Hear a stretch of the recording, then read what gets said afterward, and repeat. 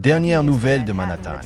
Le procès du magnat du divertissement Sean Diddy Combs a pris une tournure inattendue lorsque l'acteur Ben Affleck s'est présenté comme témoin clé. Selon des sources judiciaires, Affleck a présenté des preuves qualifiées de cruciales pour l'affaire, plaçant son ex-femme Jennifer Lopez au cœur de l'enquête. Qu'y a-t-il dans le témoignage de Ben Affleck qui pousse Diddy au bord de la condamnation à mort et qui pousse Jennifer Lopez à fuir, paniquée, à bord d'un jet privé en pleine nuit, dans une salle d'audience fédérale où Sean Diddy Combs fait face à de graves accusations?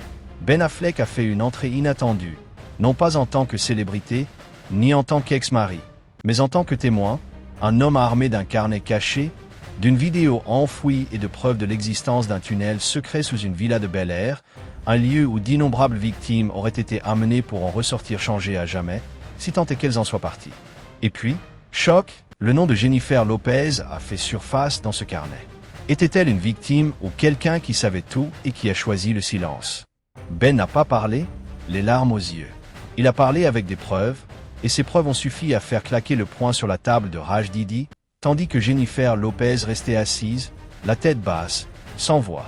Pourquoi Ben oserait-il faire ça en sachant qu'il pourrait tout perdre? Et que se cache-t-il d'autre derrière ces contrats musicaux, ces fêtes à $1 million et cette histoire d'amour qui semblait parfaite? Ce n'est pas qu'un procès. C'est un affrontement entre la lumière et l'ombre, entre un homme assez audacieux pour révéler la vérité et ceux qui croyaient que leur pouvoir pouvait acheter le silence à jamais. L'histoire complète, brute et sans filtre, commence avec le témoignage de Ben Affleck. Et ce qu'il a révélé vous assurera de ne plus jamais voir Hollywood du même œil. Je me tiens devant le tribunal fédéral de Manhattan où vient de se dérouler l'un des procès les plus bouleversants de l'histoire du divertissement. Il y a quelques instants, l'acteur Ben Affleck sortait du tribunal après un témoignage bouleversant. Son expression était hagarde, ses yeux injectés de sang, et il refusait catégoriquement d'échanger avec la foule de journalistes. Dans la salle d'audience, l'atmosphère était intense tandis qu'Affleck dévoilait non seulement les agissements illicites de Sean Diddy Combs, mais aussi une révélation bouleversante. Son ex-femme, Jennifer Lopez, est impliquée dans ce sombre réseau criminel.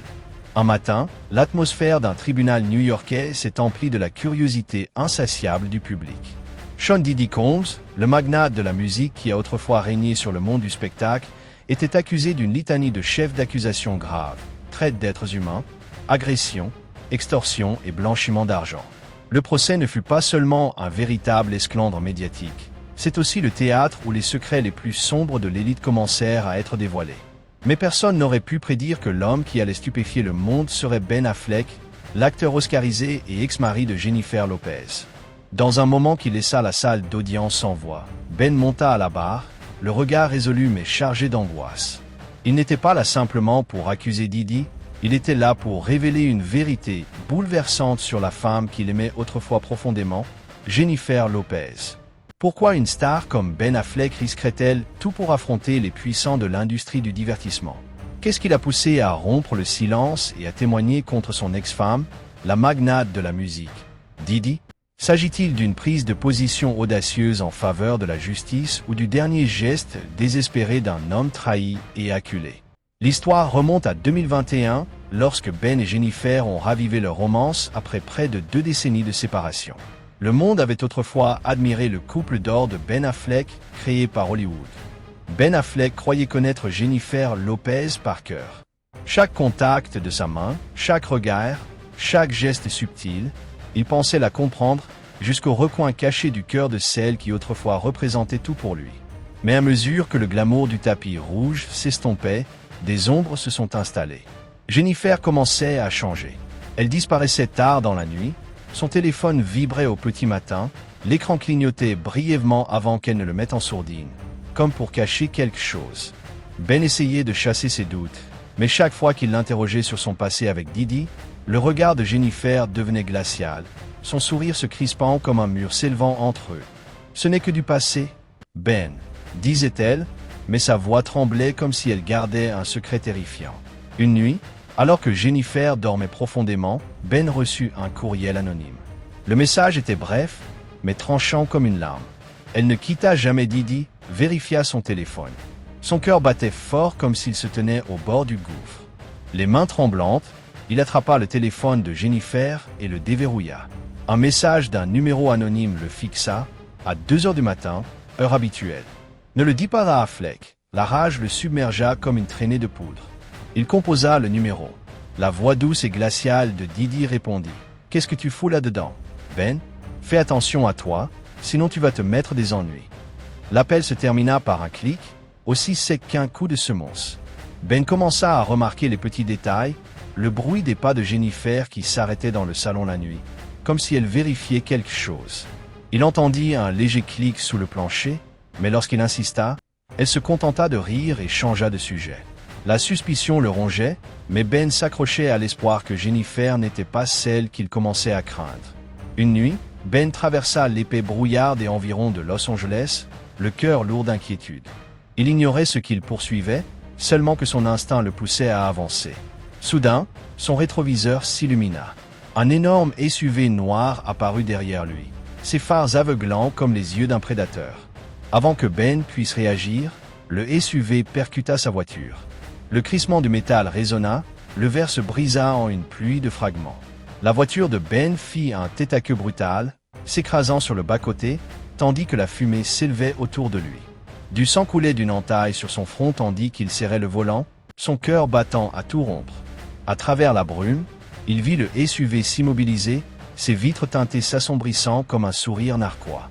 Une silhouette sombre à l'intérieur le fixait droit dans les yeux, comme pour graver un avertissement dans son âme avant de disparaître dans la nuit. La police parla d'un accident, mais Ben n'était pas convaincu. Il a vérifié sa caméra embarquée et a trouvé la plaque d'immatriculation du SUV qui remontait à une société obscure qui, selon une information anonyme, était liée à Didi. La menace terrifiante du magnate résonna dans l'esprit de Ben. « Tu vas t'attirer des ennuis. » Quelques jours plus tard, la maison des parents de Ben à Boston était saccagée. Des meubles jonchaient le mur, brisés et barbouillés, et la peinture rouge sang affichait un message. « Tais-toi ou ta famille est finie. » Debout au milieu des décombres, Ben serrait une photo de famille déchirée, sentant la lame de la trahison lui ronger la poitrine. Il se souvenait d'une nuit où Jennifer, ivre et marmonnant, avait murmuré « Didi a un carnet, il renferme tous les secrets. » Ces mots lui semblaient désormais une malédiction, l'entraînant dans un jeu mortel. Ben commença à suivre Jennifer. Nuit après nuit, elle s'échappait de la maison et se rendait dans une zone industrielle déserte en bordure de la ville. Par une nuit de pleine lune, Ben la suivit. Il la regarda entrer dans un vieil entrepôt, échangeant quelques mots à voix basse avec un homme grand et imposant. Sa voix basse et glaciale indiquait qu'il s'agissait de Didi. Ben était accroupi derrière une caisse, le pouls battant, osant à peine respirer. Le regard acéré de Didi balayait l'obscurité, comme s'il sentait sa présence. Ben recula, sa résolution plus vive que jamais. Il devait découvrir la vérité. Il fouilla leur maison commune, se déplaçant comme un voleur dans son propre espace. Après des nuits blanches, il trouva une planche de parquet mal fixée dans le salon. En forçant l'ouverture, il découvrit un tunnel secret, dont les profondeurs empestaient l'humidité et la décomposition, comme le souffle d'un secret enfoui. Muni d'une lampe de poche tremblante, il descendit, révélant des murs de béton froid qui évoquaient un tombeau. Le tunnel menait à une pièce secrète, remplie de caméras, de matériel d'éclairage et d'un lourd coffre-fort qui semblait supporter le poids des péchés du monde. Ben força la serrure et trouva le carnet dont Jennifer avait parlé. Ce n'était pas une simple liste, c'était un journal méticuleux relatant les fameuses soirées de folie de Didi, où se déroulaient dépravation, agression et abus. Noms de stars, cadeaux envoyés aux autorités pour garantir le silence, organisations caritatives fictives utilisées pour le trafic et planning de blanchiment d'argent via des sociétés écrans, tout y était consigné avec une précision effrayante. Pire encore, quelques notes manuscrites dans le script de Jennifer firent froid dans le dos à Ben. Assurez-vous que tout le monde reste silencieux et faites circuler le colis dans la caisse. Quelle était-elle? Ben n'osait pas deviner, mais chaque mot ébranlait sa confiance. À l'intérieur du coffre se trouvait un disque dur. Lorsqu'il le brancha sur son ordinateur portable, une brève vidéo apparut. Lumière tamisée, musique endiablée, et la silhouette d'une femme ressemblant à Jennifer, debout à côté de Didi, le regard glacial. Une jeune fille, le regard empli de panique, apparut dans le champ avant que la vidéo ne s'arrête, laissant Ben figé d'horreur et brûlant de questions. Il ne put se résoudre à regarder plus loin, terrifié par ce que cela pourrait révéler. Son cœur se brisa. La femme qu'il aimait ne l'avait pas seulement trahi. Elle était empêtrée dans des crimes trop monstrueux pour être compris. Le doute s'enroulait dans l'esprit de Ben tel un serpent venimeux, se renforçant à chaque instant. En fouillant dans le bureau de Jennifer, il découvrit un vieux téléphone caché dans un tiroir secret. Un seul message non supprimé le stoppa net. Shine en prit le blâme. Nous sommes en sécurité maintenant. La fusillade de 1999 dans une boîte de nuit a refait surface dans la mémoire de Ben. Celle qui avait envoyé le jeune rappeur Shine en prison pendant 10 ans. En fouillant dans de vieux articles et en contactant un journaliste d'investigation anonyme, Ben a appris que Jennifer avait été arrêtée avec Diddy après l'incident, mais qu'elle avait été rapidement libérée après avoir clamé son innocence. La victime, Natania Rubin, a juré que Diddy lui avait tiré dans le visage, mais le témoignage de Jennifer l'avait protégée. Une rumeur plus sombre a fait surface. Jennifer aurait peut-être introduit l'arme dans le club.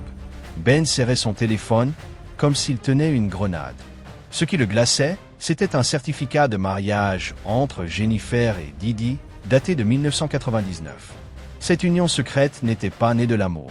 C'était une manœuvre calculée pour empêcher Jennifer de témoigner contre Diddy, protégée par le privilège conjugal.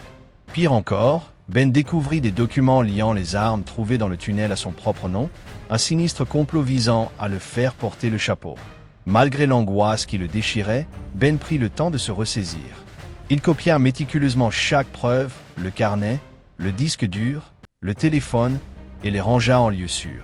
Chaque nuit, il luttait contre la douleur de la trahison, la colère le poussant à crier. Mais il se sentait impuissant face à une force bien plus grande que lui. Diddy n'était pas un homme isolé, il était la cheville ouvrière d'un réseau criminel tentaculaire, dont les ramifications touchaient les politiciens, les avocats et même le FBI. Ben savait que révéler les preuves pourrait avoir des conséquences fatales pour lui et sa famille. Les images du SUV percutant sa voiture, de la maison de ses parents vandalisée et de la menace rouge s'engriffonner sur leur mur hantaient chacune de ses pensées. Mais une étincelle de justice s'alluma en Ben lorsque Cassie Ventura, l'ex-petite amie de Diddy, prit courageusement la parole à la barre. La voix brisée, Cassie raconta des années de manipulation, forcée d'assister aux soirées dépravées de Diddy, où elle était forcée de discuter avec des inconnus sous ses yeux. Il contrôlait tout, de mes vêtements à mon âme, dit-elle, les larmes aux yeux. Puis Cassie lâcha une bombe. Jennifer était une habituée de ces soirées. Elle savait tout, murmura Cassie, ses mots planant comme une lame au-dessus de la tête de Ben. Le sol sembla se dérober sous ses pieds. Mais il n'était pas prêt à accepter que Jennifer fasse partie de cette obscurité. Ben remit discrètement le carnet, le disque dur et le téléphone au FBI, mais il garda un dernier secret. Dans le coffre, il avait trouvé un certificat de mariage entre Jennifer et Diddy, signé en 19. Cette union clandestine n'était pas un acte d'amour, mais un bouclier calculé pour protéger Diddy des poursuites judiciaires en vertu du privilège conjugal.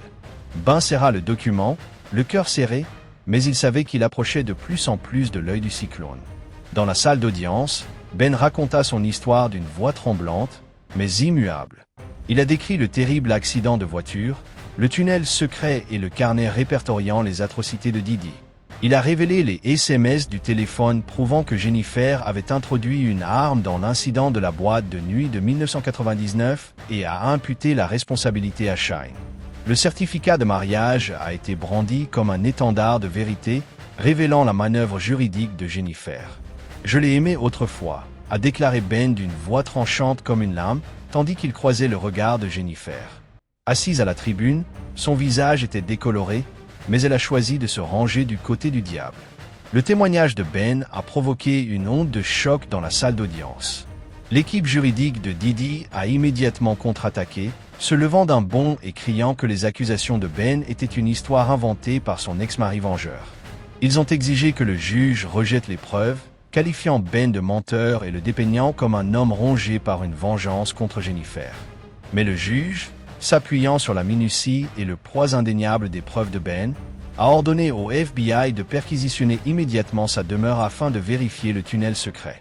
Il a également donné l'ordre de rouvrir l'enquête sur la fusillade de 1999 dans une boîte de nuit, en se concentrant sur le rôle de Jennifer Lopez dans le réseau de Diddy.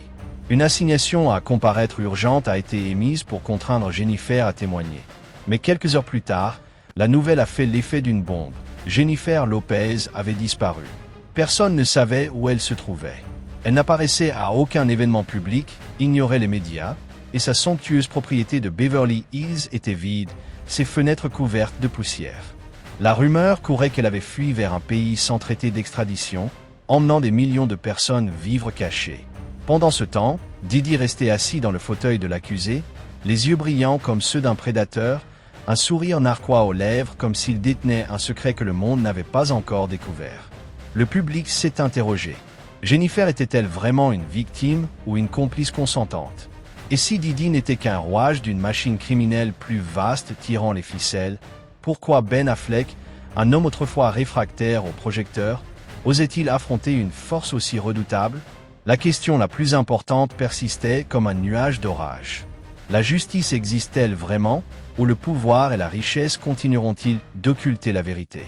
Ben Affleck, autrefois trahi, menacé et poussé aux limites de la survie, est devenu un symbole inflexible de courage. Malgré la menace imminente de représailles de la part d'un vaste et puissant réseau, il a choisi de défendre la justice, non seulement pour lui-même, mais aussi pour les innombrables victimes anonymes de Didi.